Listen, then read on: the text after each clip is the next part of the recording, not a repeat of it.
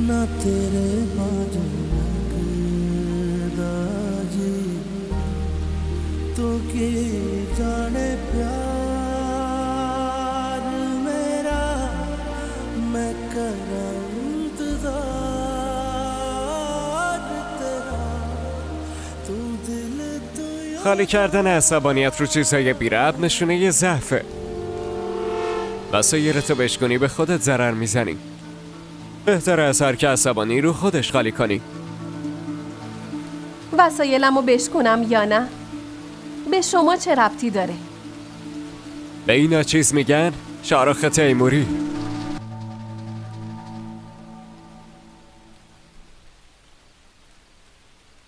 انگار از خانواده خوبی هستی.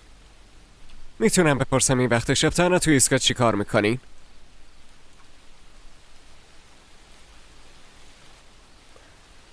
مگس میپرونم. تو خونه هم میتونید بپرونید. حتی بهتر از اینجا.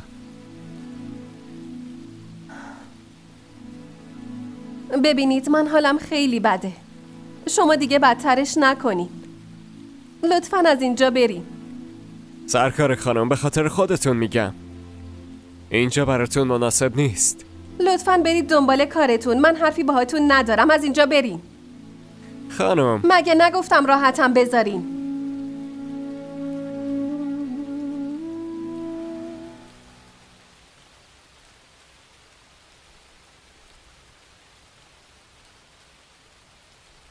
احتمالا نمیدونید اینجا بشینید تو چه مصیبتی میافتید.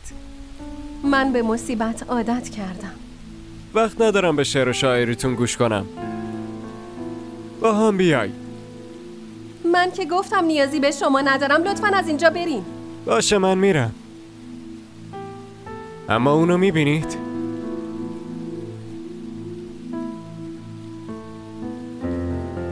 اون کل شب همونجا میشینه. برای همین فکر نکنم اینجا بودنتون مناسب باشه. لطفا نگران نباشید. با هم بیایید.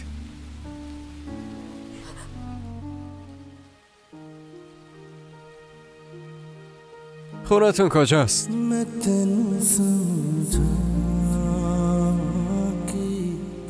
خونتون کجاست؟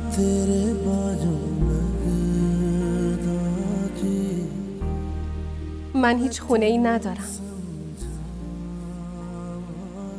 منو ببرید یه مسافر خونه.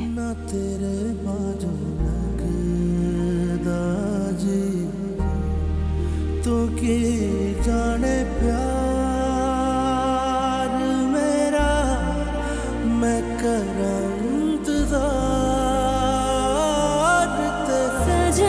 سجنا وے دل نہیں لگدا وے تیرے باجو دنیا تے کچھ نہیں سجدا وے راہ چکلوں کے